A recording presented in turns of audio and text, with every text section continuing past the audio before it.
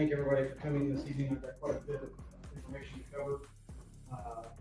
This is a little out of the norm from our normal monthly meetings because, as probably most of you are aware, there were lots of things published to the public through the newspaper and online and social media.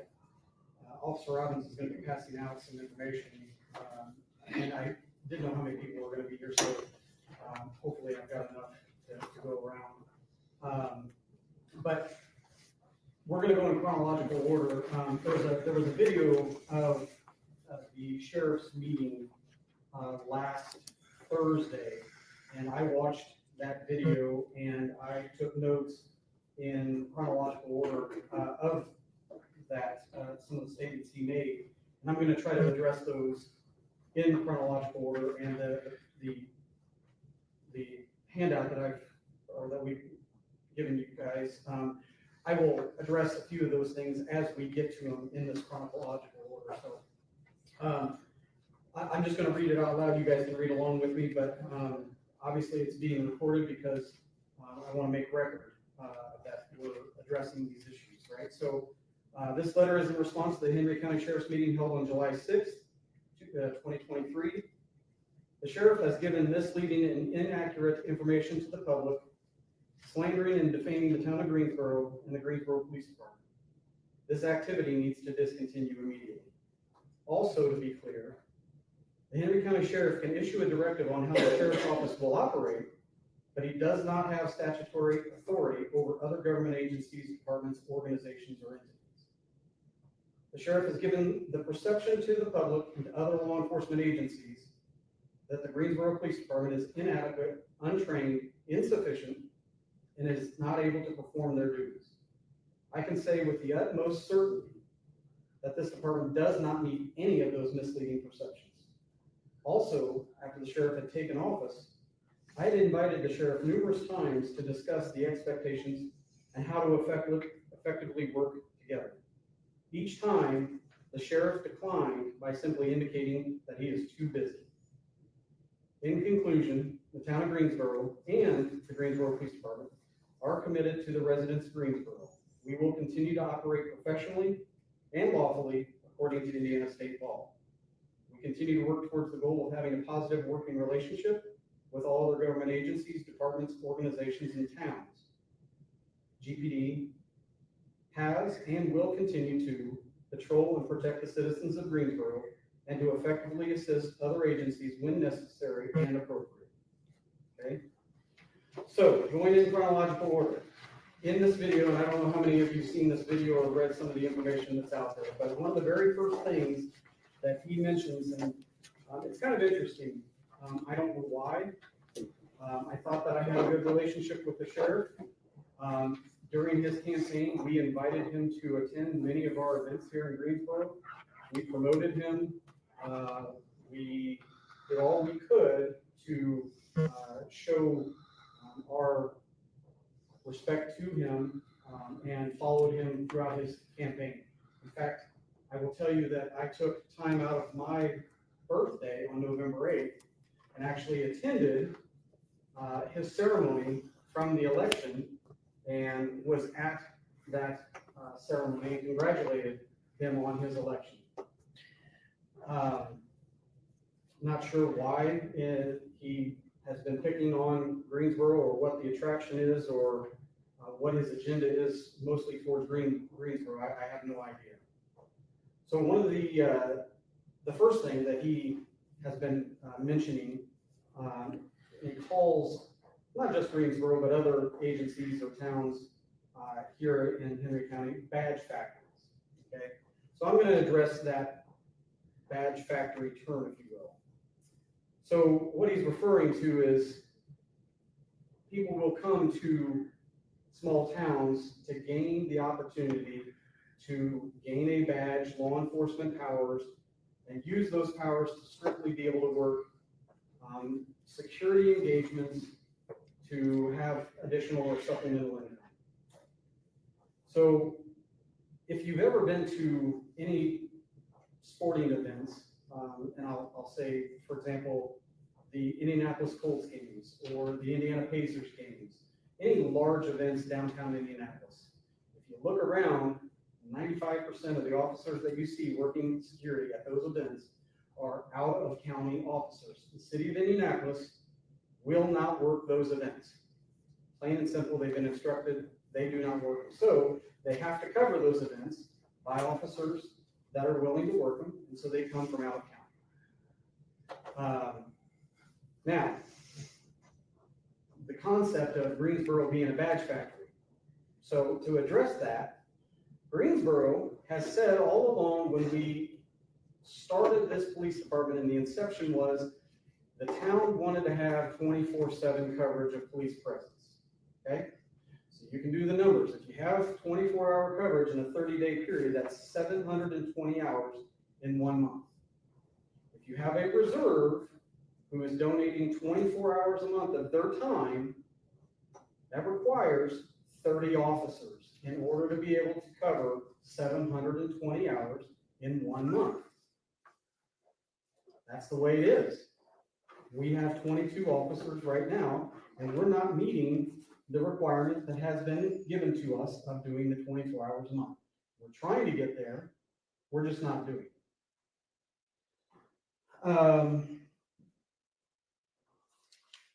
And I will go over the monthly stats and the information for June in just a few moments.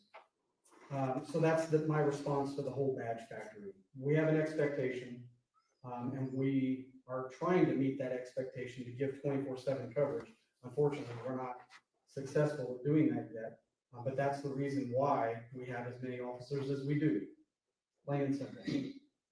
The next thing that he says in his video, and I don't, here again, I don't know how many people have watched the video or are familiar with it, but he admits that he's sitting in his unmarked car, out of uniform, eating ice cream in shorts, and he sees a black Charger driving down the road, going down State Road 3, south of Newcastle, and he decides to pull that vehicle over and calls for a Newcastle unit. So he admits that he broke the law. You are not allowed to pull somebody over out of uniform in an unmarked car unless you meet those requirements, right? So if driving drunk, reckless driving, those are some of the examples. He just pulled them over to find out who the person was. They didn't, other than not having a license plate on their car, that was the reason. He wanted to see who it was. But he openly admitted, and I have an issue with that. I don't do that. I wouldn't do that. I'm not above the law. I don't know if he thinks that maybe he is, or why he conducted that traffic stop or did what he did, but you can't do that. But he openly admitted that he did. The next thing that he addresses, he says there are, and he didn't specifically say Greensboro, but a lot of the topics were about Greensboro. So he says that in Henry County, there are multiple officers that have arrests on their record and that there are felons working for police departments. So I say, show me. Give me the information. Because I will tell you, every single person on this department has passed a background check through the Indiana State Police, has been fingerprinted, and has been sent off for approval through the Indiana State Police to get access to IDAX. IDAX is the system that allows you to be able to look up people, criminal history, and so forth through dispatch. Every single person has been fingerprinted and has been approved by Indiana State Police. So if we had felons working on our department or had an issue, that would have been brought to my attention and those people wouldn't be here. So there again, I don't know if he's insinuating that Greensboro had it or if it's just a blanket statement that there are somewhere within the county and other agencies. He mentions Westwood, just north of us here. He mentions that on several occasions there are unmarked vehicles that are going through the Westwood Park and that the campers are, quote, freaking out and wondering what's going on, okay? That is contrary to everything that we've ever heard. And actually, well, we'll get into it. But so I do know of only 2 or 3 officers that have gone into Westwood. It doesn't happen every week. It doesn't happen every day. It's only happened on a couple of occasions. And each time those officers have gone into Westwood, they were stopped by either a camper or the woman working the front desk, and they've been praised and appreciated and thanked for coming in. So my question is, if Westwood had a problem and they addressed it with Sheriff Sproles, why wasn't I notified so I could reach out to Westwood and find out if this is truly the issue, right? So I can resolve it. Why didn't Westwood contact me and indicate this was an issue? So it's contradictory to what I'm hearing from the officers versus what he has stated. Okay, so the sheriff indicates that dispatch doesn't have our roster that he has requested from us several times, the information of all of our officers. He's asking for name, date of birth, address, phone number. He wants to know what that roster is. Says he's never gotten it from us and keeps asking for us. So if you go to the first page, you will see back on November 2nd, prior to the election, John Sproles sends me a message that morning. I'm going to read it to you. Good morning, Chief. Would you be able to send me a list of all your officers' names, including their cell phone numbers? I am going to be sending out invitations to everyone for our gathering on election evening. We are trusting it will be a celebration gathering. We have food and desserts catered. We are not expecting official results until 8:30. We are going to start gathering here at Heartland Christian School, which is my office building beside my house, at 7:30. If you could give me a list of all your guys, that would be wonderful. I will get invitations sent out to all of you all. Thank you so much. I responded, good morning, sir. Yes, absolutely. If you could give me your email address, I'll send you a roster. Thank you, my friend. He says, wonderful, and gives me his email address for the Sproles Corporation. I send him the roster with everything that he requested.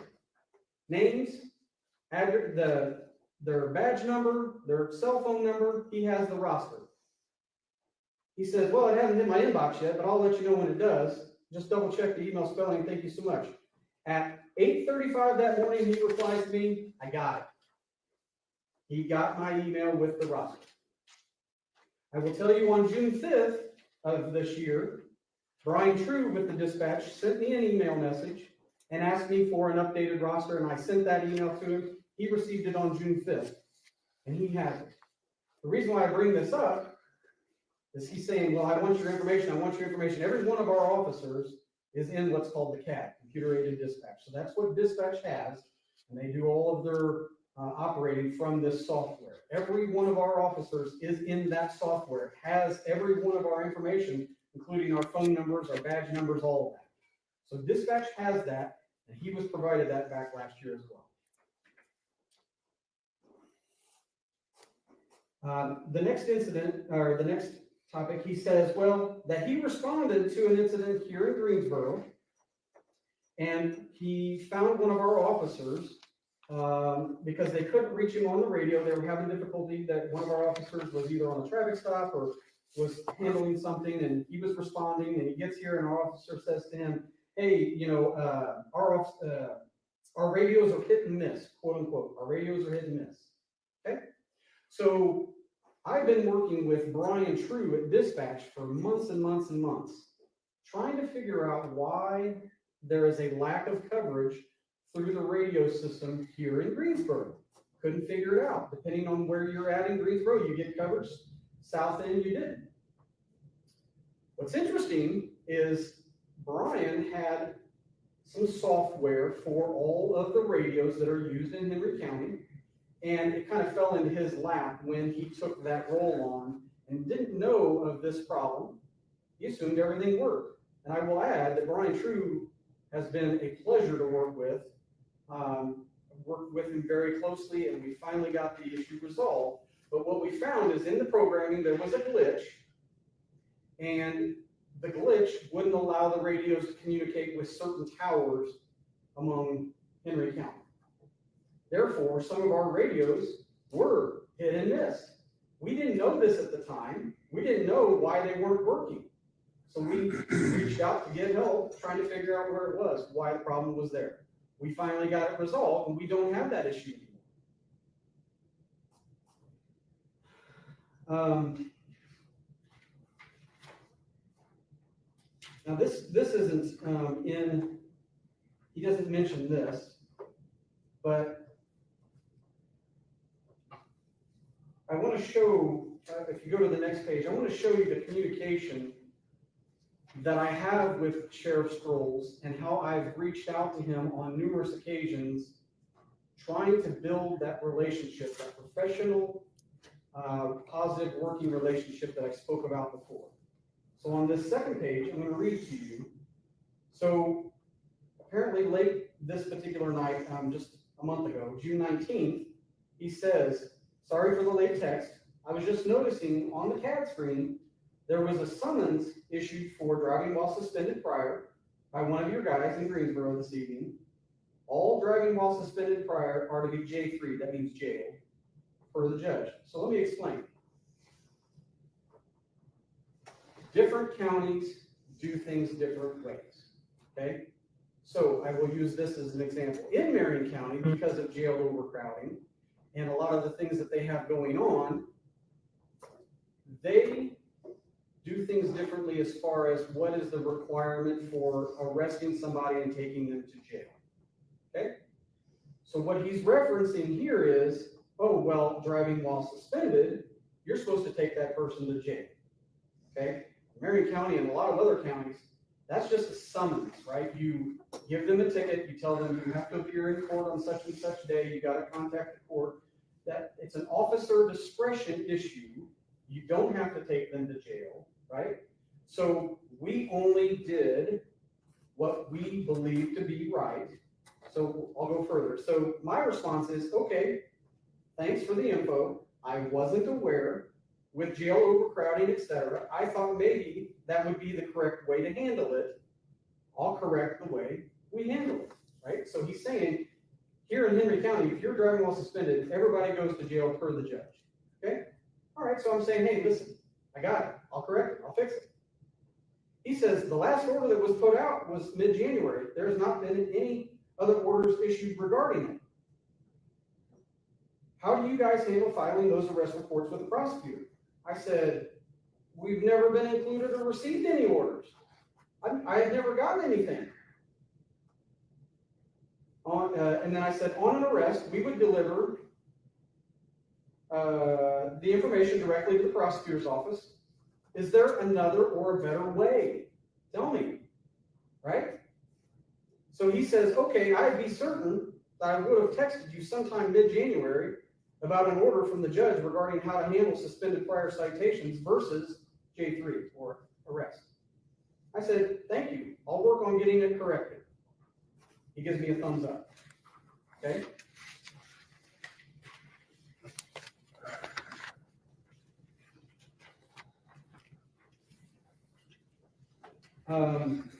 This is real interesting. So, June 21st. Now, I don't get on social media very much or very often, and I rarely watch the news on TV. So I wasn't aware of some of the things that were going on. And apparently at this time, and maybe some of you are familiar with this, I'm sure you've heard about it already, but there was the Titan sub, I guess, that was going down to look at the Titanic wreckage and so forth, right? Okay. I didn't know that was happening. There was an incident where one of my officers on his personal Facebook page, he had posted a meme, a funny picture with some information on it, and there was lots of memes and so forth. Now, I understand that some people take humor a certain way, and some people don't take humor a certain way, and I can appreciate that, right? This person had posted something on his personal Facebook page that could have been considered disrespectful, and people may not have taken it as humorous as maybe others. Okay? So Sheriff Sproles sends me a text message on June 21st in the afternoon. He says, "Hey Chris, just wanted to let you know that I just left a comment on one of your officers' Facebook page on one of his posts. I'm just going to be straight honest with you. I've had it over my ears with all the complaints that I have been getting on your officers patrolling all over this whole county, and just quite frankly, being flat goofy in so many cases and not using good judgment. I just got off the phone with the supervisor at Westwood Park, and he said that your officers are regularly patrolling through there, and it's absolutely freaking his campers out. They are wondering what kind of murderer they are looking for at Westwood Park. Anybody with good sense would know better than to patrol a recreational campground regularly in unmarked vehicles. They should know that would concern people, not make them feel safe. I have no idea why they are running all over the south end of the county. The Greensboro town limits are pretty precise. One of my officers told me the other night that he responded to a call in Kennard, and he said he saw one of your officers sitting down the road waiting on him to arrive first, and then he came on up to the scene. The sick post that your officer has made regarding the people dying in the Titan sub right now just put me over the edge. I saw that about 10 minutes after the Westwood Park manager called me, and like I said, I'm just not in the mood to deal with this stuff right now. I've been trying to remain calm, yet I get bombarded with complaints regularly with your officers. I'm not one to beat around the bush, so I'm going to tell you directly that I don't want any more complaints from your officers patrolling and running to calls outside of the city limits of Greensboro. I'm happy to discuss this, but I am not open for any change regarding not patrolling outside of the Greensboro town limit. So I respond and said, here again, I don't know what's going on, I'm not watching the news. So I said, thank you for the info. I'm not aware of the incidents that you're referring to, but I'll look into it. Because here again, I've not been contacted at any time regarding these incidents that he's referring to. Nobody's ever called me, complained about anything. So I said, I'm not aware of the Facebook post, but I'll look into it and I'll resolve the issue. If there are complaints of things that my officers are doing, I'd appreciate that I be contacted regarding those complaints. You'd expect the same if it were your deputies. Unfortunately, we hear many complaints about, quote, county all the time too. As far as Westwood, we are hearing different things. We are complimented and praised for driving through as a presence. As far as I know, it only happens maybe once a week. It's certainly not every day, nor every shift. If you have any other concerns, please let me know. Thank you. His response, thumbs up. So then, later on that evening, I said to him, or I texted him, when you have time, can you please give me some specifics on the complaints that you've received? Also, I'd like to know more about how we have been unprofessional and what have we done.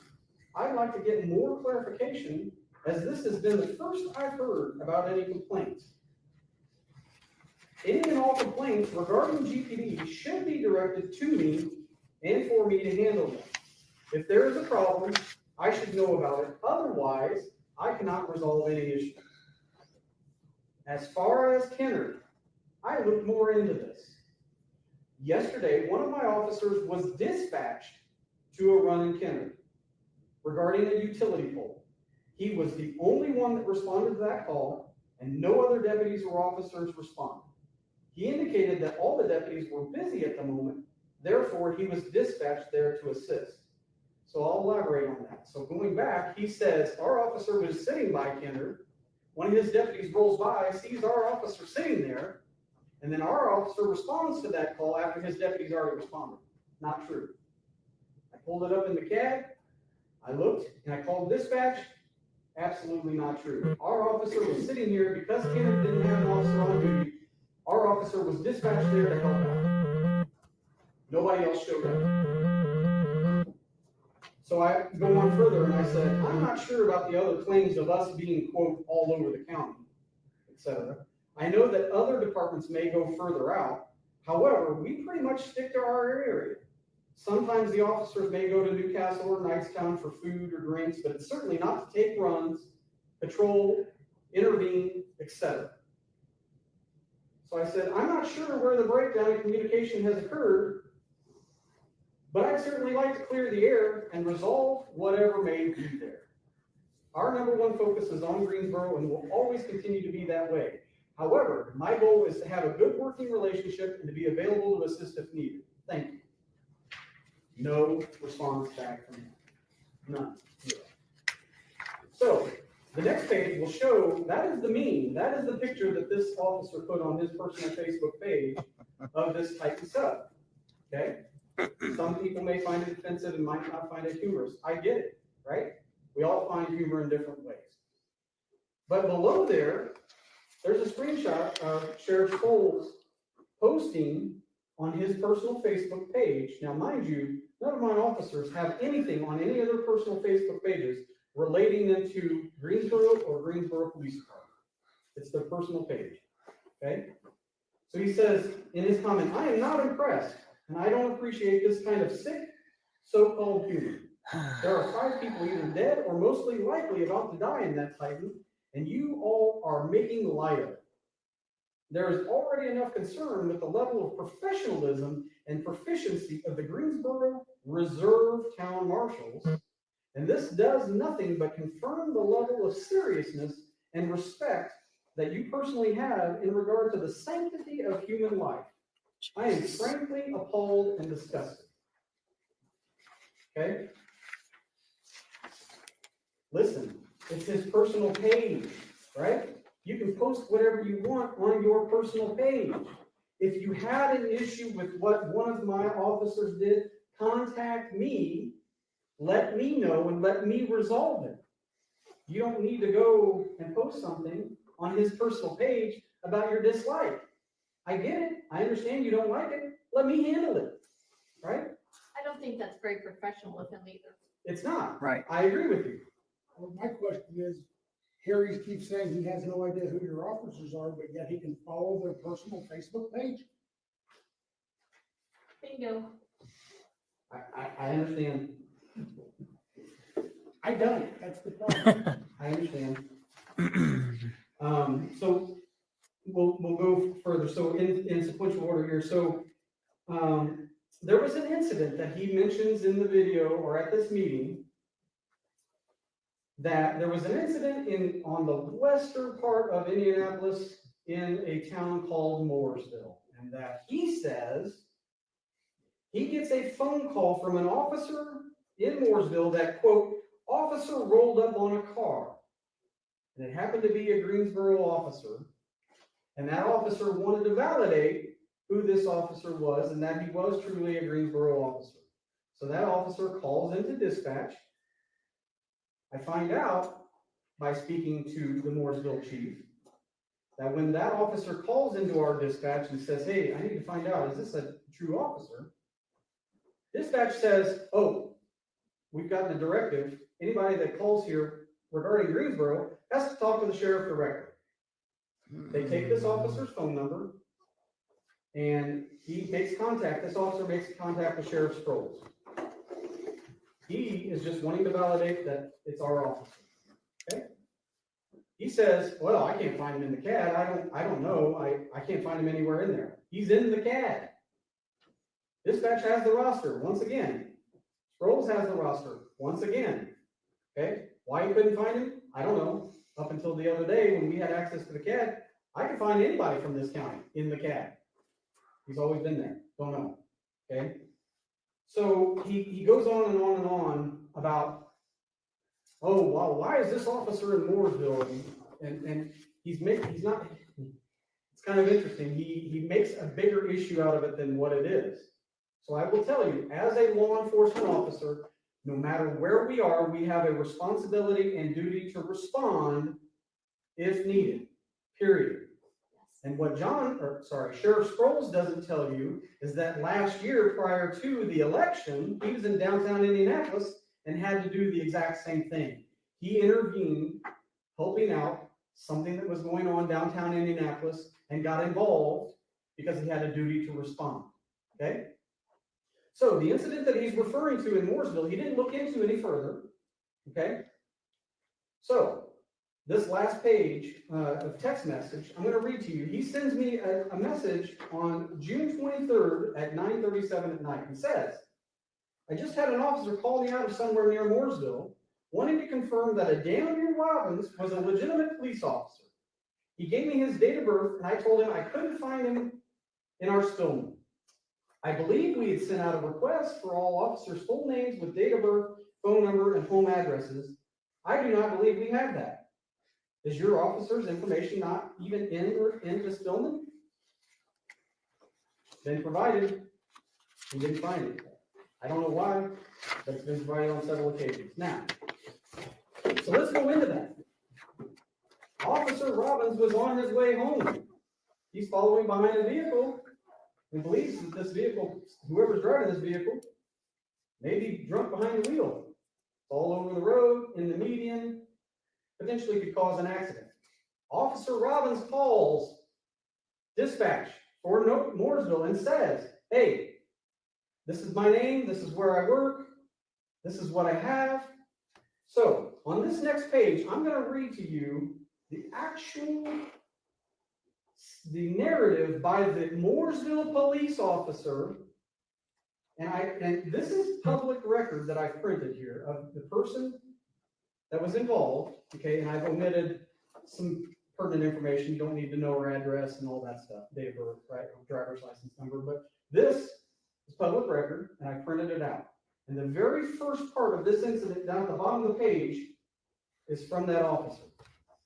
It says, on Friday, June 23rd, 2023, at approximately 20:25 hours, Mooresville Police Dispatch received a call from off-duty police officer Daniel Robbins, date of birth has been omitted, who is currently employed by the Greensboro, Indiana Police Department, who reported to dispatch that he was behind an intoxicated driver. I then requested that Daniel stop the car to prevent it from traveling further and possibly injuring other people. Daniel then stopped the vehicle on State Road 67 and Hadley Road. So you can read this as far as you want. I mean, the narrative goes on and on and on, but essentially, this person was arrested, taken to jail. She has 4 charges on her, 2 felony charges and an A misdemeanor and a B misdemeanor. But she was taken to the hospital for a blood draw, but she had 2 small children in the car under the age of 18, so she was charged with that, okay? But you can read the whole narrative there. Our officer did exactly what he was supposed to do. He reported it, and they asked him, please make the stop because we can't get there just yet. We're busy. You're right behind her. So to prevent an accident from occurring, please make that stop. He did just that. He potentially saved a life because there was no accident. Okay? We'll go, and then I'm done with this handout, guys. So one other thing that he mentions, and this is very frustrating for me, extremely frustrating. He says, quote, people drive 2 to 3 hours and don't care about the community. What he's referring to is officers coming here to Greensboro or another town here in Henry County. They drive hours and hours away, but they don't care about the community that they work in. They're just here quickly, they do their thing, and then they leave. What bothers me about that is there's never ever been a mention or acknowledgement of all the things that we do as a department for this community. I mentioned it before. We hold these events quarterly. We do events for Halloween, Christmas, Easter, Summerfest. We are not required to do any of that. None of it. We are required to come here and we are to serve and protect the town for the police department.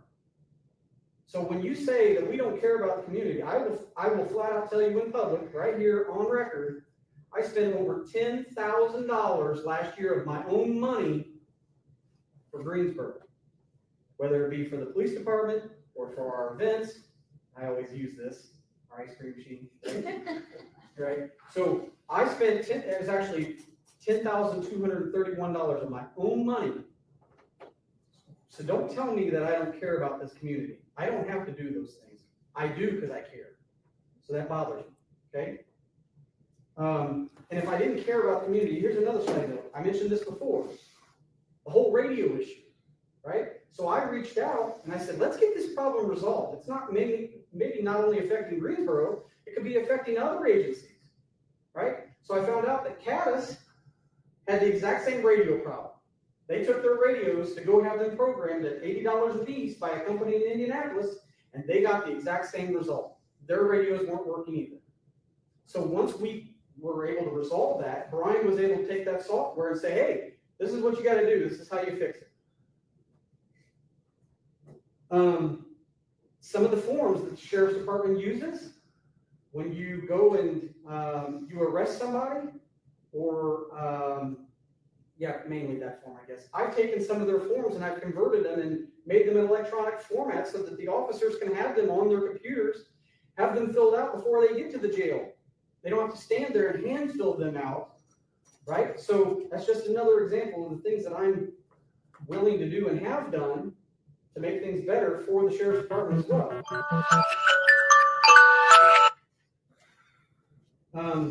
In that video, Deputy Chief Wardlow of Newcastle mentions about Stillman and how they took Stillman away. They won't allow people to access Stillman because of an interlocal agreement. What's interesting is last year, when we went to the 911 board meeting, and Sheriff McCorkle was there, Assistant Chief Wardlow was there, and the county council was there, everybody was there, and they all voted unanimously to allow Greensboro on the radio system and to have access to Stillman. Not at any time has an interlocal agreement ever been mentioned, suggested, and he's saying that, okay, well, they've been considering this for years, right? And how is it that they've been considering doing this for years? You've never mentioned to these other towns, other departments, about an interlocal agreement. Now you've just pulled the plug and not given them the opportunity to do an interlocal agreement. It's never been mentioned before. And these are just side notes, right? So you hear about his personal agenda and all the things that he's wanting to do. And he's not going to respond to non-emergent calls in these towns. Okay, that's fine. But in this personal agenda, my question is, how many tax dollars is he spending doing this personal agenda? I mean, that's a wonder, right?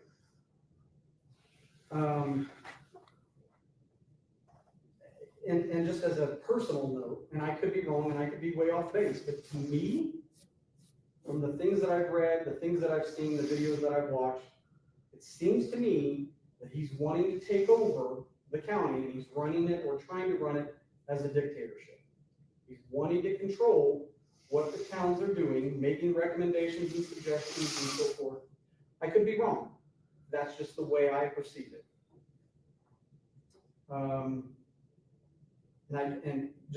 I just think that he's kind of overstepping his elected purpose. If you read the Indiana Code of the sheriff's responsibilities and duties, it's pretty plain in black and white, indicating what the sheriff is responsible for. It's not this. That's all I have on the follow-up of that meeting, that statement, and so forth. Before I go any further, did anybody have any questions regarding anything that I presented or I talked about? Yes. Is there a website or some kind of, would you go to see that video? I think I can provide it to you. I believe it is a YouTube video. And I can get with you after the meeting and I can give you the information. Yes, it's about 1 hour and 33 minutes. I know there's several different videos out there, right? There's one that was directly recorded with no commentary. There's another video that has commentary that kind of spells it out and analyzes the video and does a really good job of pointing out some of the misconceptions. So there's a couple of videos, and I'll get those to you. Yes, sir. Did I maybe hear you wrong? Do you not have access to CAD now? We do not. So when we So are you're working, flying blind. all we have is radio communication. And Sproles thinks that's a good idea in today's world. Him and the Newcastle Police Department. I'm starting to really, really wonder how big of a hypocrite he was, and how big of a liar he is. Because according to what he's ran on to get elected, he's going 180 degrees the opposite direction. I will call him out. I don't care. Yep, I understand. And I will tell you, just on a personal note, on the times that we had invited him to come to our events last year, he has said to me personally that if he was elected and was put into office, one of the things he wanted to concentrate on was bettering the towns, working with the towns, and having a collaboration with the towns to make things better. As you can see, I've reached out to him numerous times.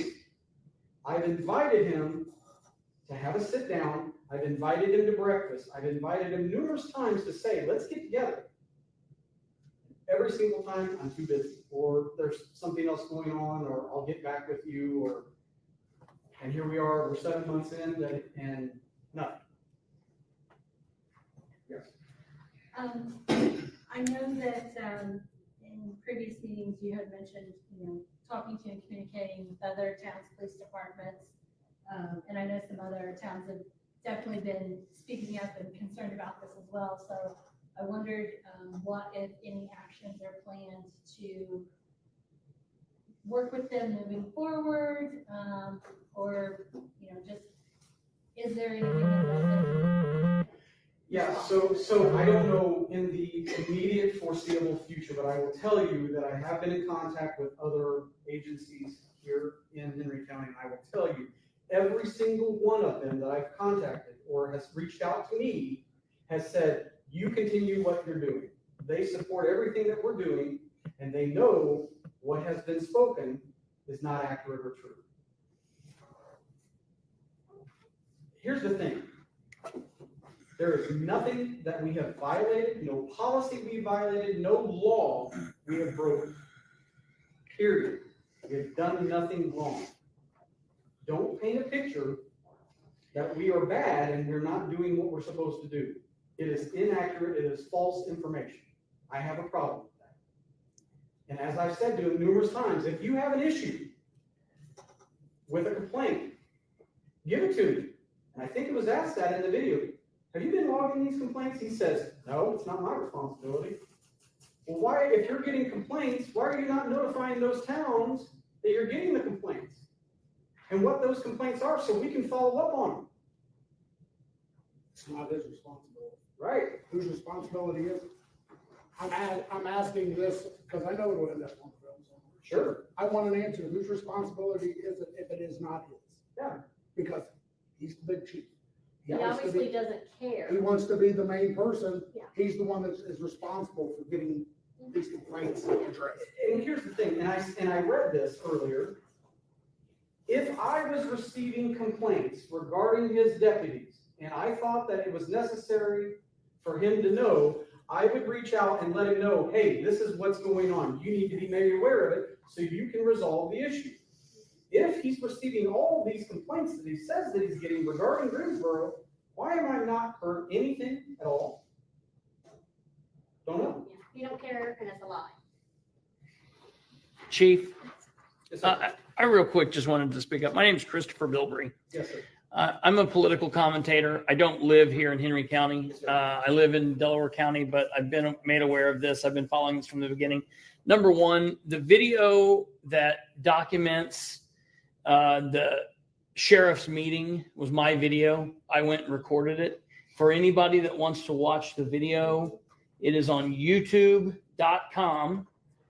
Okay. And then you need to make the little / symbol and the @ symbol.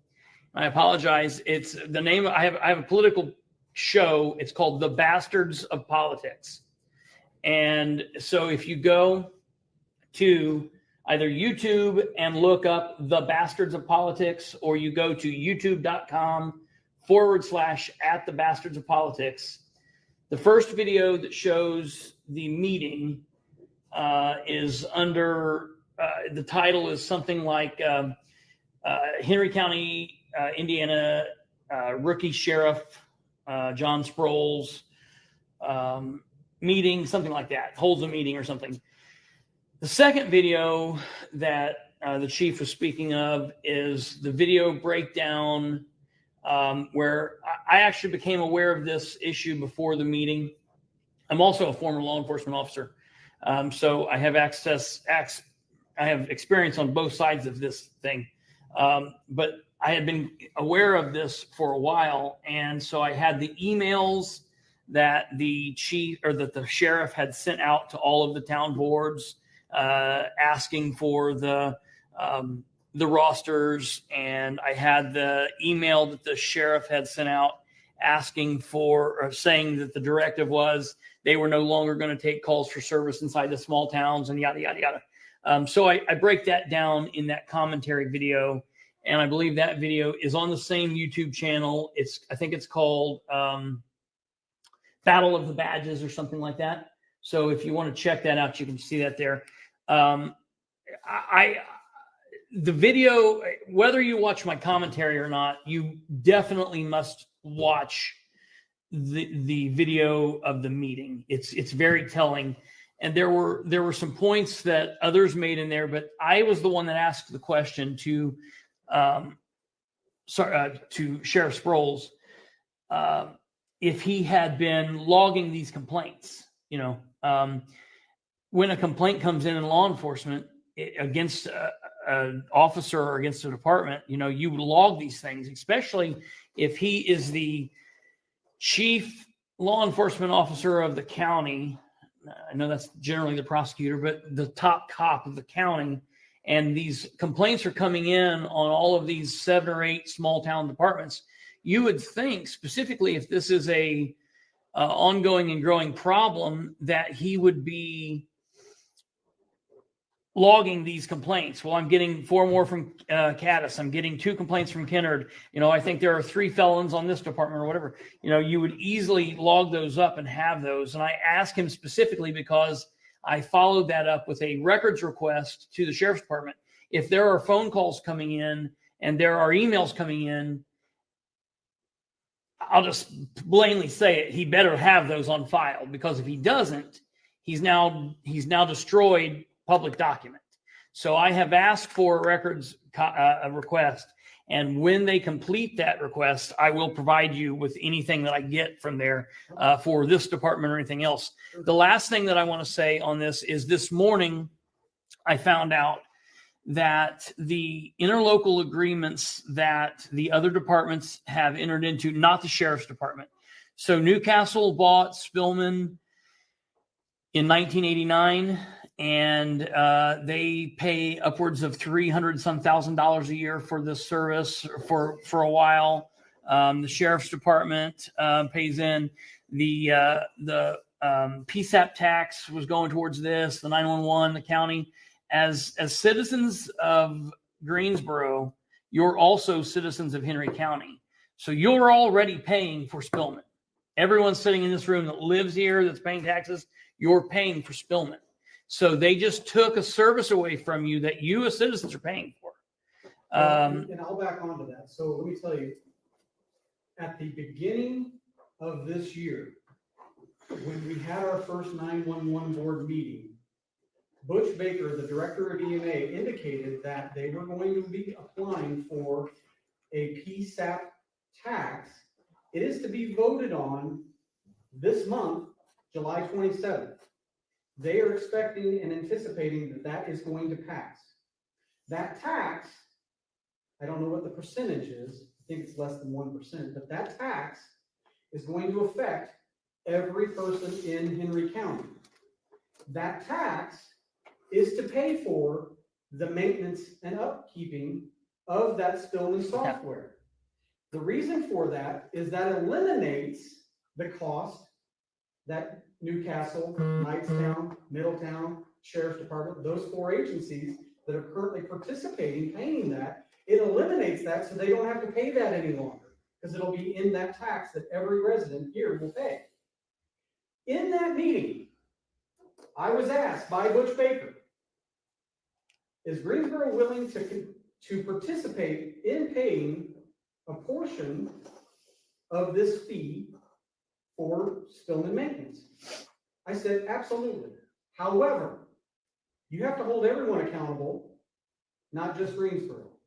So Greensboro's not going to pay the $2,500 or $3,000 that you're asking if Caddis isn't doing it, Louisville's not doing it, Mount Summit's not doing it. So we will do it, but hold everybody else accountable for it as well. So then he tells me, well, it may not be necessary if we get the PSAP tax. Okay, fine. So be prepared, that is going to be voted on. They're anticipating that it's going to go through. And if it goes through, every person, as he said, in this county is going to be taxed on it. Well, you already are. You, as Henry County citizens, you're already paying for it. But when that goes through, they'll be raising the tax. It'll be 0.11%, which doesn't sound like a lot, but it's sizable in the breakdown. And just to add to what he said real quick, Middletown and Knightstown, the 2 departments that are paying for this, their interlocal agreement, the money that they pay towards this is $2,000 a year. They're currently paying $2,000 a year. So, you know, I don't know what your budget is. I don't know if that's something that you guys would be willing to pay. I don't know that you should be willing to pay. Maybe Middletown and Knightstown don't have to pay that. You know, whatever the deal is, but $2,000 for access to this CAD system is, it needs to be paid. You guys, they need to have access to this is the bottom line. The last thing I'll say about that is there's a meeting tomorrow at 4 p.m. at the commissioner's office. For those of you that cannot attend, if you go to that YouTube page, I will be there. I will be live streaming that from the meeting. They're going to set, he said the meeting was July 27th. I'm not 100% sure on that. I thought the point of tomorrow's meeting was for them to set, oh no, he might be right. I think what they're setting tomorrow is the public hearing. The meeting that they set tomorrow is very important. Citizens from all over the county, and from now until then, I'm going to be pushing this for the citizens of your county. You guys need to be in attendance at that meeting. At the public hearing, you guys need to be there, and you need to be telling those officials that you also elect that, you know, you need this going through, and you can use that time during the public hearing to speak on whatever you want to speak on. So if you want to show, you know, displeasure in what's currently happened and why this should go through and why you expect this and why you want this, you know, that would be something that I would definitely do, because what's currently happening is ridiculous. So that's all. Yeah, so not having Spillman has tied our hands, makes life much, much more difficult for us to do our job. Here again, if we have violated any policy, if we have broken any law, make us aware of it. But that has not happened. I don't know of anything that we've done wrong. Yeah, and to that point, I've offered on several occasions, and I think at a couple of occasions, one of the former town board members was at one of those meetings with me when I had said, I'll pay it so we can get on. And then they voted last year, let's let Greensboro on, and there was no talk about it at all. And we had access to that. I think that's all I wanted to go over on all that. Did you have a question, sir? I just, after watching the video, one of the biggest things I picked up as a potential citizen or in my own neighborhood, he referenced several times that people were not trained to either state limit. Yeah. So here's what's interesting. I will tell you, almost every single person on this department has had formal training of some kind, to include, at minimum, a certified ILEA Reserve Academy. We have 2 people on this department. He mentions, oh, well, you can just go get a 40-hour pre-basic and get a badge and a gun and go out in here and work. No, it's not quite like that, right? There's additional training that you have to do, and I will tell you, on this department, we have 2 people that have been in field training for 18 months that are still not released on their own. I will not release somebody to work on the street until I feel comfortable that they can do it on their own. I'm not handing out a badge and a gun and say, go, do your thing. You have to meet this. We have very strict requirements in an FTO program. They have to follow every single step in that program and get signed off on. I mean, if anybody wants to ever request records, training information, I've said it all along. I'm transparent. If somebody wants to know somebody's training, ask me. I'll give you whatever training information you want. But I'm going to tell you, there's nobody on this department that only does the basic requirements that he's referencing and getting a badge and going out and do. That's absurd. That puts me at liability, it puts the town at liability. It doesn't happen. Period. The state also has requirements, and all of our officers have to meet those requirements on an annual basis. And our officers meet and exceed the minimum requirements that the state requires. And you can actually go online to the state's website, and you can pull up information on police officers in the state of Indiana and look at their training records. So that's all open book. He's got a roster, he can do the same thing. But felt that he was trying to scare the public and saying that there's these people out there just toting guns and have no clue what they're doing. He made a reference specifically about field sobriety testing, stand field sobriety, drunk driver stuff. There are some people that we have in our agency that may not be certified in it. It's a big, long certified class, and it's one of those things you have to keep on top of, stay with it. But for an example, the city of Indianapolis, 99% of their officers do not do field sobriety testing. They have OWI cars that come and do those for them because it's a specific study, and there's certain ways that they try to do everything and document things away that have worked in the system, in the legal system. So they put the officers that are inclined to do that kind of stuff in control of that stuff. So yes, every officer is trained on it. Not every officer is certified on it, and you're not going to. A police officer should not do it if they're not certified. I mean, bottom line, it's a liability, and most officers realize it's a liability. So he's kind of, I think, playing the side of knowledge and general knowledge with everything. And what he says, right? What he says sounds great, but what he's saying is not true and accurate at all. Is if somebody doesn't know SFT, that doesn't mean they're not a good police officer. They're not proficient in field sobriety testing. And that, like I said, is something you need to be on top of on a very regular basis to stay proficient. So to end this part of the discussion, I'm just going to simply say this. I take pride in running this department the way it's ran. We do a very, very good job, in my opinion, on how this department is ran. And I preach and I say it in every single one of my department meetings that integrity is my #1 thing for every one of my officers. Integrity. So the definition of integrity is honesty and personal morals. Integrity is a big thing. I'm not seeing integrity anywhere else. I have this job to do. I'm here to serve and protect Greensboro and the members and the community of this community, members of Greensboro, right?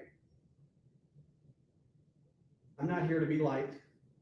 If I gain or I get some friends along the way, then I welcome it. I'm not here for the popular vote. That's not me. I'm here to do a job. Plain and simple.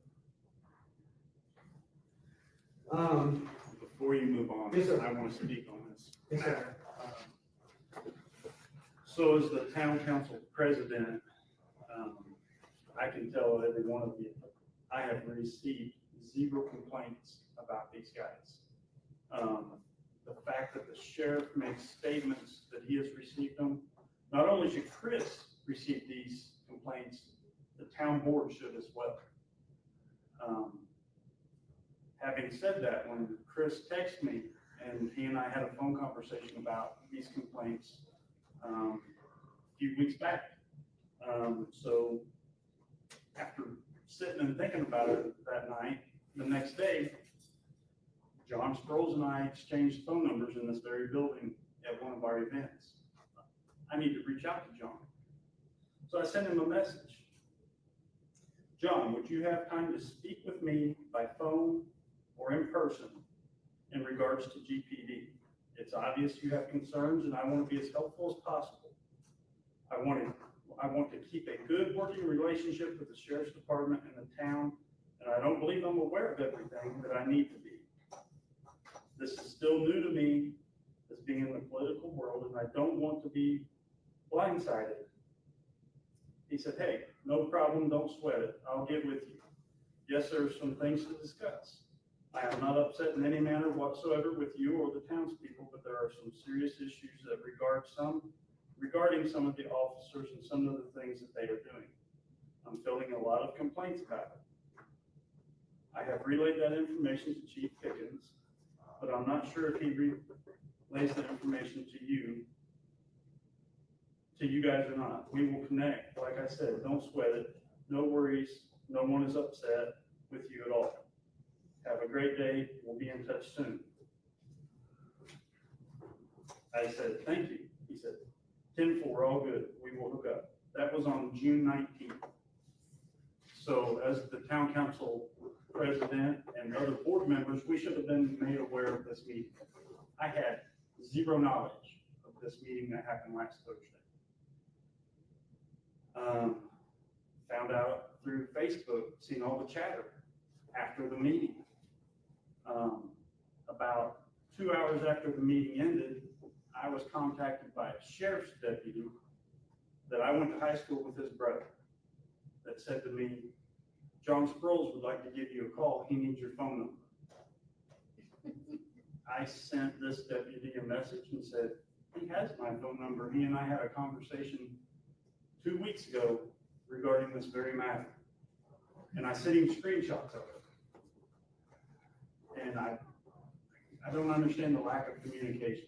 It should be cut and dry, plain and simple. If there's issues with Greensboro Police Department, every one of us should know about it. Chief Pickens should know about it. He is very good at relaying information to us as the town board. I have had zero complaints, like I said, about any of our guys. The only complaints I have been on Facebook where they're picking on out-of-towners. That has been it. I'm proud to back these guys up. These guys have been a positive influence on our town. They have helped. They went above and beyond with events and giving back to the community. I'm not sure why Sproles is picking on all of the small towns, let alone just us. But my stance on it is he used Greensboro to get votes. And once he got his votes, he was done with this. Yes, sir. Did you ever follow back up with you? No, I've never received another phone call or text message from him. We've heard from everybody else but him. Yeah. Just as a point of interest, just a lot of general public do not realize, we don't know that somebody is out of town or out of state. So they just stop them. Just like the skin color issue that comes on all the time, especially with tinted windows. We honestly have no clue who or what is in a car or driving a vehicle until that stop is actually made. And the infraction has already happened, already occurred. So I'll tell you, it's really, really interesting. And for those that are going to be watching this video later on and people that are here now, there are lots of complaints and have continued to be complaints. The biggest complaint in Greensboro is people speeding, disregarding stop signs. Yeah. And even though we are here, it still occurs. Okay? I even received a phone call today from a resident that says, hey, you have anybody working in town? No, unfortunately I don't right now, and there will be this evening. Well, this person I've seen 3 cars pass through this ran this stop sign. They're still doing it. He addresses in this video, oh, well, you're writing tickets and you're and he says, you're hammering down on Greensboro Pike. Well, I'm sorry, if you are driving over the speed limit excessively, we are going to address it. Plain and simple. If I'm sitting and I watch and observe you blow through a stop sign, I'm going to address it. Am I supposed to just turn a blind eye? No, that's not what I'm here for. If they don't like it, then don't come through Greensboro. Simple as that. I don't want the residents taking a chance of being out and getting in an accident, or kids playing and there be an accident because somebody doesn't want to follow the rules. I'm going to address it. Yes. Can you speak to the relationship, if there is one, or what is the Watchman Protective Services? Yeah. So Watchman Protective Services is a company that is owned by one of our officers, and he provides a security service. Some of our officers work for this company from time to time, doing off-duty employment that was mentioned to supplement their income. It happens all across the United States. Because you don't make enough money. Yeah. I will tell you this. Hancock County works. I get a phone call a week and a half ago. One of my officers is in a truck with a horse trailer driving to Fort Wayne to pick up a horse. On his way back, he's southbound 69, south of Fort Wayne, and there is a Kennard car working off duty south of Fort Wayne on I-69 doing traffic. You can go on Facebook and you can find the post for Newcastle, and Newcastle officers have their marked vehicles in Anderson working off-duty traffic. 2 weeks ago, 465 Indianapolis on the south side where they're doing the construction, 2 Newcastle officers in their cars are out doing traffic in Indianapolis. So he wants to preach about doing off-duty. Yeah. I'm telling you, 95% of the officers in this county do it too. So if you're going to hold anybody accountable, hold them accountable too. We're not doing anything out of the norm. If they want to make extra money to supplement their income, they're doing nothing different than anybody else. And to back that up, all of the Greensboro officers are reserve officers that get paid $0 to even be here. And have their own vehicles. The county- Everything that the you county see, cars we are buy. ours. We're paying for them to go run around and pay for the fuel. They're not putting fuel in out of the money they're making. They're using our tax money to pay for the fuel for them to go do these side jobs to get paid. So They may think we're ignorant, but we're not. So I'm going to read to you, on Facebook, there's a group called Newcastle, Indiana Concerned Citizens.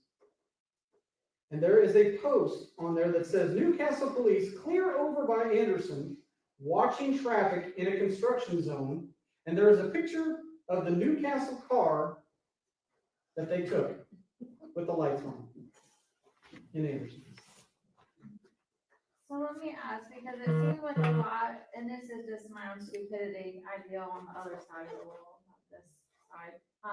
the bad side? Yeah, I get to deal with everybody that y'all are at. Breaking the law.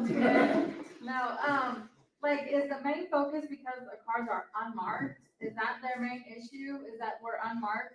And is there even a requirement that we have marked vehicles? Because I There is heard no you requirement. just said Sproles car is unmarked. He drives a unmarked black Dodge Durango. So every time he says, Justin Wardlow, the assistant Unmarked. chief, deputy chief of Newcastle, drives an unmarked vehicle. There is no requirement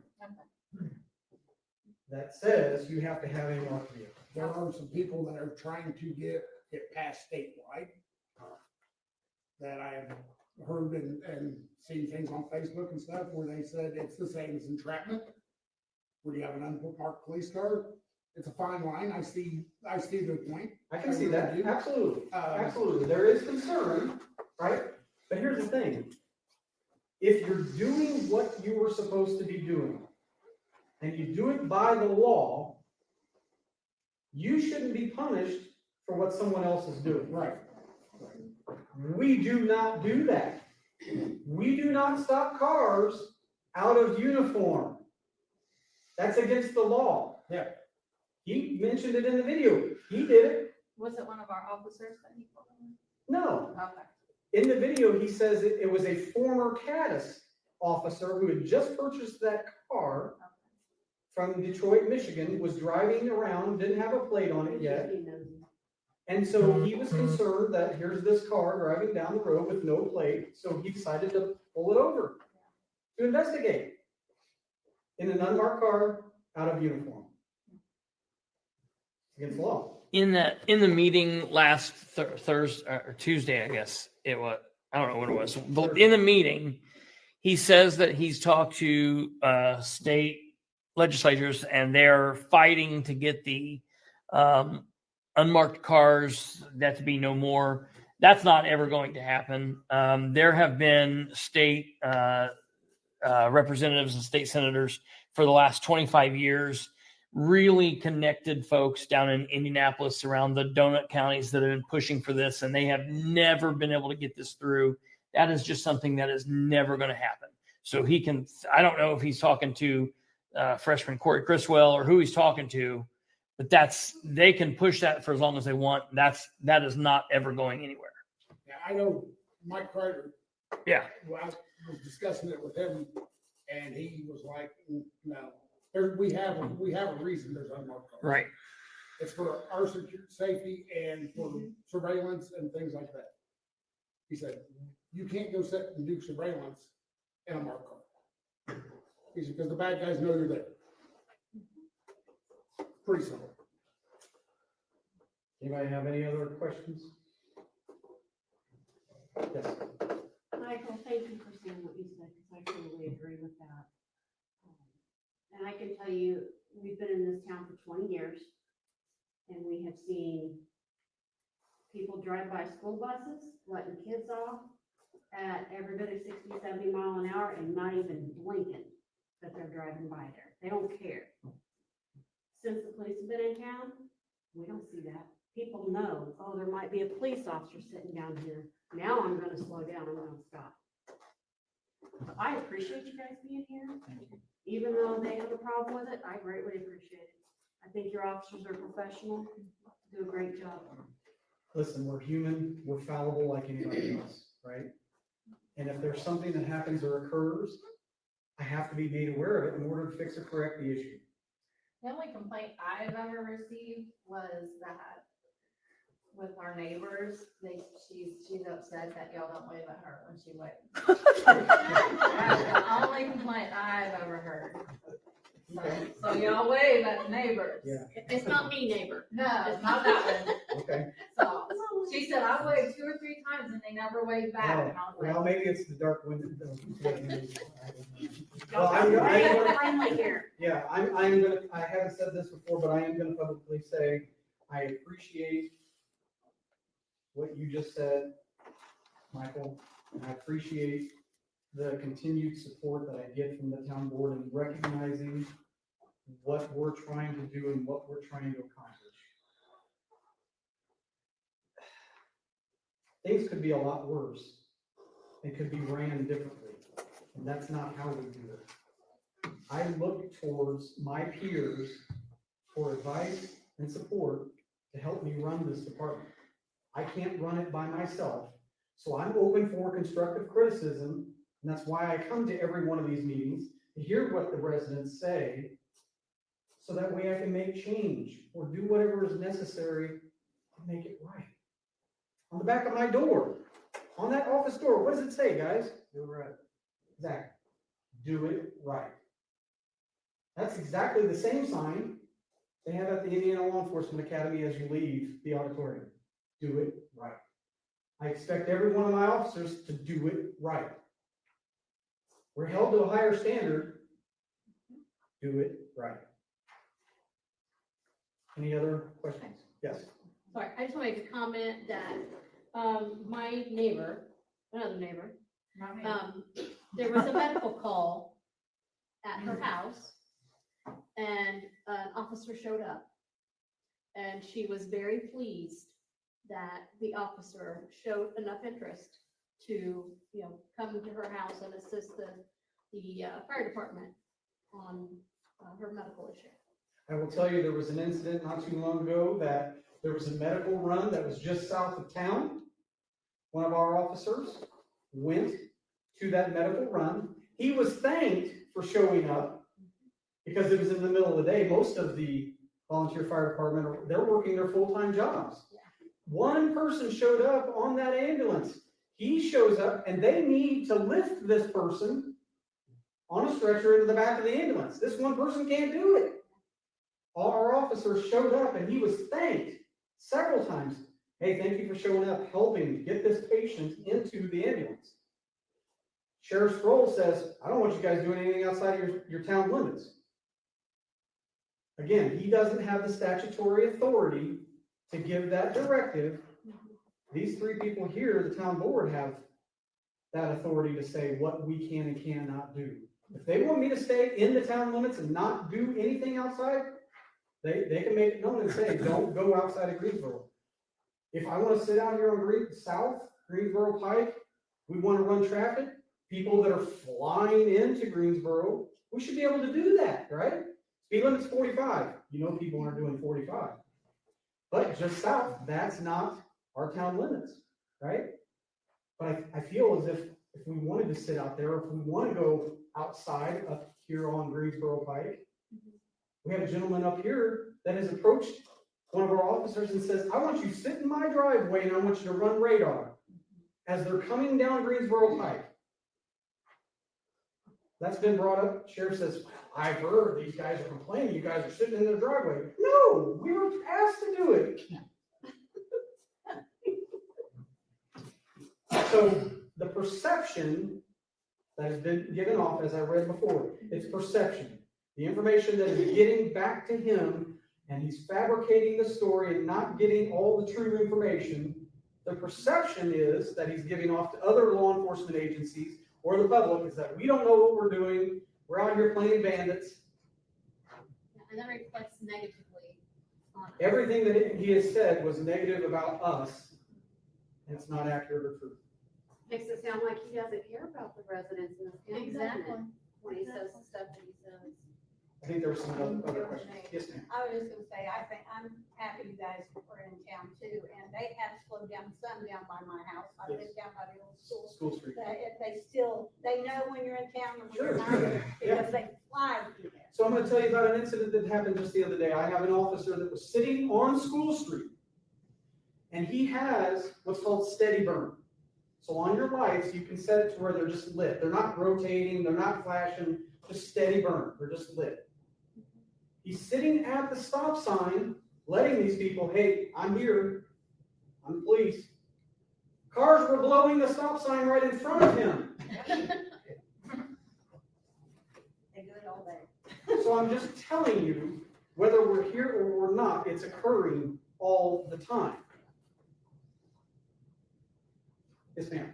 I missed the hours, your patrol hours. How, on average, how many days a month are you guys here? They are required to work 3 days a month per officer. 24 hours a month. And it's how many officers? 22. So that's what I was going to give you. So every month I would give the report. That was another thing. Sheriff Sproles said, and it was a blanket statement. I don't know that he was necessarily directing it to Greensboro, but saying that in these small communities, we're not working. We got our badges, we got our guns, we're not here to work, we're not coming out. Every single time one of my officers comes to work, they either have to mark on duty through the computer or the radio to let dispatch know. It's all logged. Everything is there. When they mark off duty, it's logged. They can pull those reports. You can't say that we're not working. So you're, at least someone's here every day. No. What about, but I wouldn't. No. For the most part, yes. Sometime during a 24-hour period, there is usually something here. Yes, correct. Sometimes. Back to back, like do you do back to back? So some days there may be somebody here during the day, one in the evening, and one overnight. most days, it's not a full 24 hours. If somebody goes on Yes. vacation or has training, that removes them from the schedule and they can't be here, right? But we only have 22 officers. We can't fill a full 30-day schedule, 24 hours yet.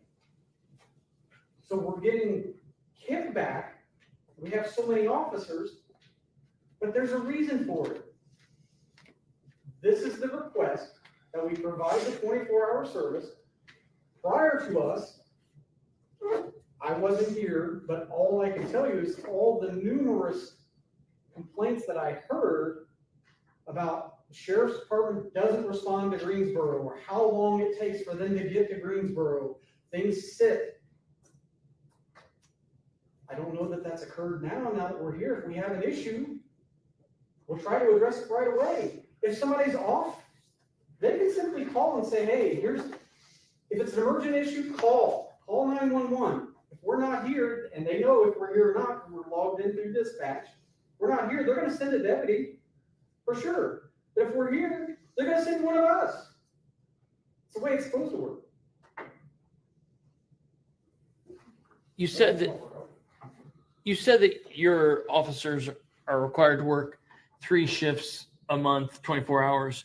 Do you have officers that work more than that? Absolutely. Okay, I assumed that you did, but Absolutely. So when we have our special events, that doesn't count into the 24 hours. Sure. So we have an event coming up on July 29th, the Greensboro Pipe Festival, and I'm gonna have 10 officers here that day. 5 for the morning half, 5 for the second half. There will be 10 officers here that day to help with that festival. That doesn't count to their time. Yes, this officer, he's working the entire day. Right. That officer's working the entire day. I will be here the entire day. It's a full 8-hour festival. But they don't have to do that. Sure. Right. We're doing it to give back to the community. We do this for every event. And they get ice cream. You know what? They get ice cream. So I'm going to give this as an example, and I do this every month. Our monthly stats, if you're ready, and I give you. So as an example, in June, we had 270 patrol hours. That is far less than what is expected of 720 hours in a full 30 days. There's 720 in a 30-day period. There's 720 hours a month, not including 31-day months, right? That's 744 hours. But everybody worked. It's 270 hours. Training hours was 111 training hours. Not for one person. We're talking collectively amongst the department. We have online training. We have lots of different training, right? We did training at the department meeting, going over 4th Amendment information, going over how to operate Spillman, which we no longer have access to, right? Administrative hours, there was 91 administrative hours. In the month of June, we made 44 traffic stops, of which only 8 of those traffic stops received a ticket. 36 were warnings. So we're not out here to write everybody a ticket. That's not our goal. If you're speeding or you're causing an infraction or you're disregarding the stop sign, we're going to stop you. We're going to talk to you. We're going to make you aware, hey, slow down. There's no reason for it. Many people will talk themselves into a ticket, right? Feel that they're being stopped unjustly and want to be belligerent and cause problems, and maybe they have something on their driving record that they want to disclose, whatever the case may be, I don't know. But we only issued 8 traffic tickets last month. We did 161 security or business checks. Everybody knows what that is, so we check here, we check in churches, get out, pull on the doors, making sure that these places are secure when they're closed. We had 10 dispatch runs in the month of June. Right? Either helping another agency, assisting another agency, or even here.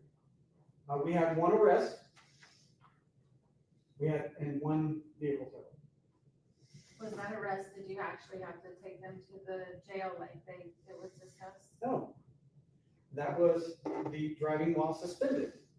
So we didn't take them to jail. We did the summons, right? They wanted us to take them to jail. My opinion is it's officer discretion, but listen, the prosecutor says this is the way it's gonna be, so we have to follow that guideline. I wasn't aware that that was the prosecutor's directive, that if they fit this criteria, they need to be jailed. Instead, we issued a summons, which is considered arrest, right? And they have to appear within such time and contact the court. So that's considered a summons arrest. I didn't. Yep. That's what that meant. Just a real quick clarification on that.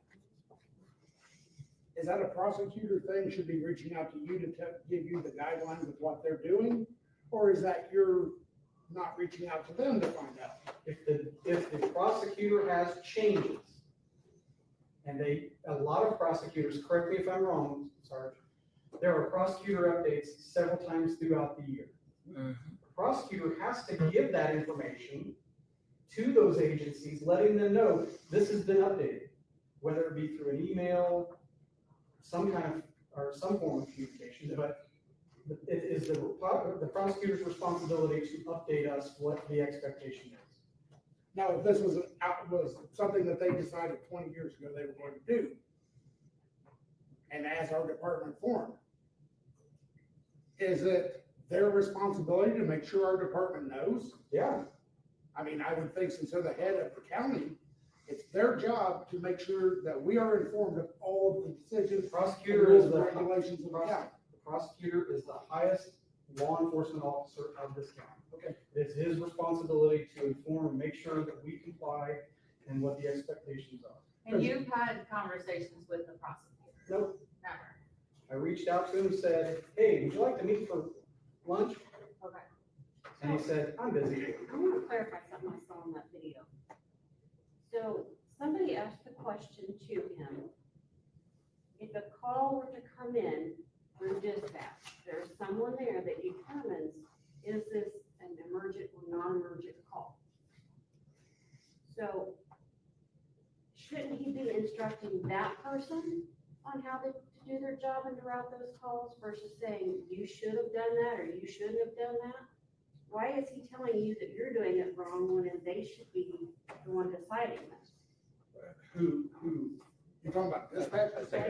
So, yeah, the question was raised, and the answer was that a dispatcher is not, doesn't have the authority to say this is emergent or not.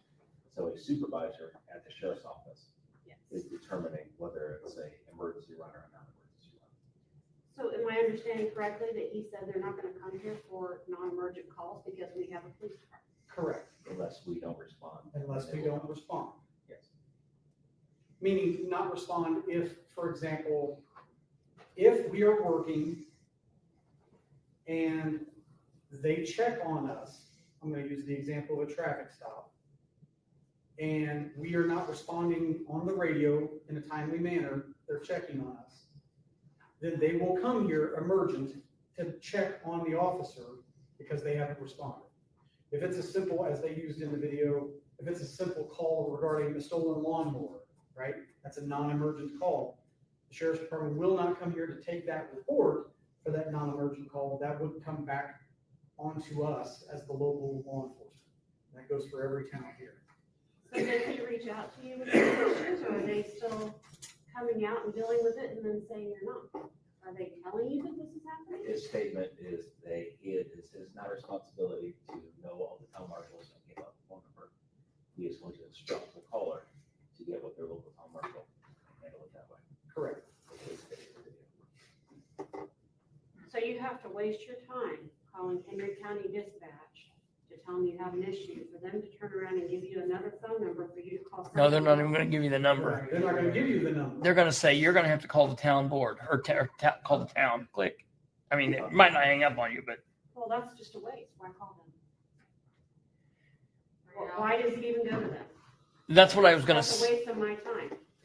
That's what I was going to say. That's the other thing I brought up to the sheriff. And one of my biggest gripes about Sheriff Sproles is he only has 4 years in law enforcement prior to becoming sheriff, which to me, I mean, hell, he's still a noob on the police department. Yeah, I mean, you know, I think that's absolutely insane. That's my personal opinion. That being said, people with any time of experience on in law enforcement knows that a lot of times non-emergent calls can become an emergent situation pretty quickly. So it's really scary. So I've always been someone that says, I mean, I would never tell someone to just burn up 911 constantly.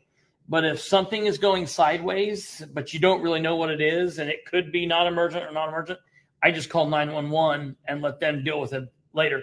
Because I would hate for something stupid to happen because there's some kind of pissing match between the sheriff and whatever he's trying to do in his own mind. And they're saying, well, that's non-emergent, and so we're not going to go. And then something stupid happened because of that decision. So I would, you know, the thing, to me, the way you can get around that is call 911.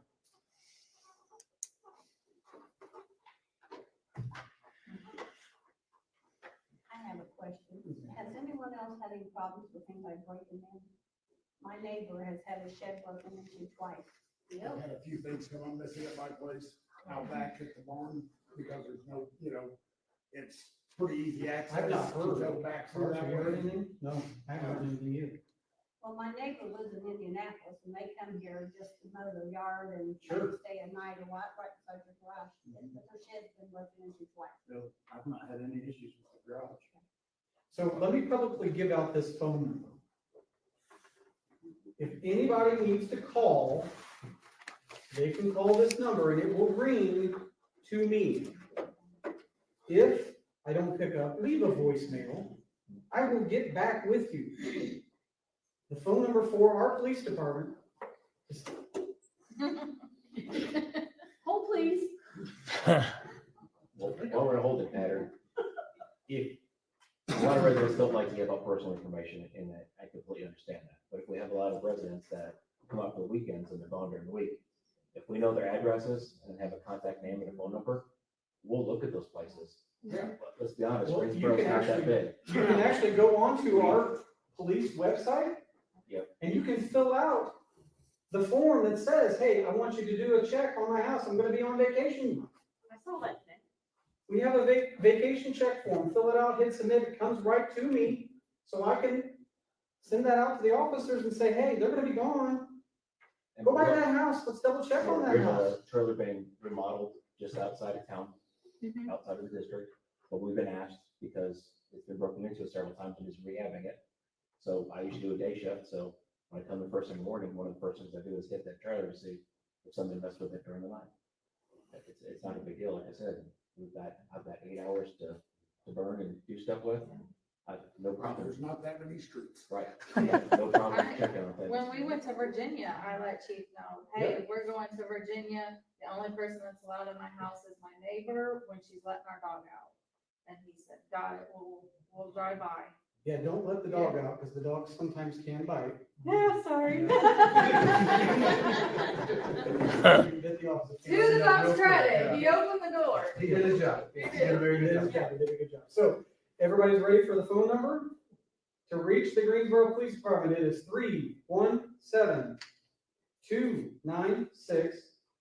317-296-3885. That phone number is also on our website. The dispatch number is also on our website if they need to reach dispatch. Is that the 4890? There's like a number, 5901. I don't know, it's like 4901. 40, yeah, it's I a never waste called of dispatch. time. Can you text to that number too? Yes, I believe so. That's right. I don't know that anybody's ever Yeah. texted that number. Your number? 317-296-3885. Oh, I don't know about that. I don't know if anybody's ever texted that number, right? Give it a try. You're gonna try it, right? 4901, there you go. Just do a smiley face. Come on, you. Yeah, I know you can. Hey, look, I just got a text message from Misty Clark. Bam. So you can text. Look how quick he responded. I can't get that out of Henry County. So you can text that number, you can call that number. It comes directly to me. I will tell you, I have a fail safe in place. If you call that number and I don't answer, it rings to my deputy chief. If he doesn't answer, it goes to voicemail as well. We both get that phone call. So there's a good chance that you're gonna get somebody, but if we're both busy, right? Mowing the grass, whatever the case may be, on vacation. But leave a voicemail message. We will call you back. Simple as that. We're not gonna just leave it unfounded. It's not what the number's for. I'm not doing my job if I don't answer those calls.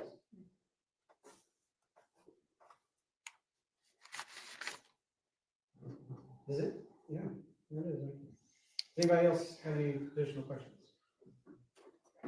And I gave all my numbers. I think I'm done.